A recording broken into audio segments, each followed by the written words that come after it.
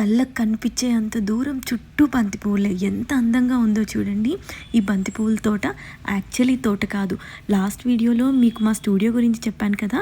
అయితే రా స్టూడియోస్లో మేము ఈ బంతిపూల తోట వేయించాము. స్టూడియోలో ఓవైపు ఖాళీ ఏరియా ఉంటుంది, అక్కడైతే అరౌండ్ 3000 బంతిపూల మొక్కలు వేయించారు. ఇప్పుడు సీజన్ కాబట్టి ఫుల్గా పూలు వచ్చేసాయి. ప్రీ వెడ్డింగ్ షూట్కి వచ్చిన వాళ్ళు ఇక్కడ కూడా భలే ఫోటోలు దిగుతున్నారు.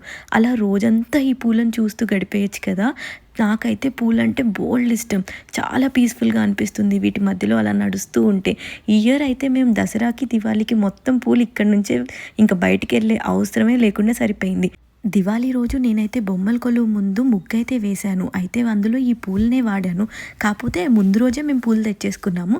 బట్ ఈ దారి నుంచి వెళ్తూ ఉంటే ఓకే మీ అందరికి కూడా చూపిద్దాము, అలాగే నేను కూడా చూసినట్లు ఉంటుంది కదా అని చెప్పి ఒక చిన్న స్నిప్పెట్ అయితే తీసుకున్నాను. మీకు ఈ బంతి పూలతో ఎలా అనిపించిందో కామెంట్ చేయండి. ఇంకా ఇదైతే నేను మా ఇంట్లో వేసిన ముగ్గు, మధ్యలో ఇలా దీపాలతో డెకరేట్ చేశాను.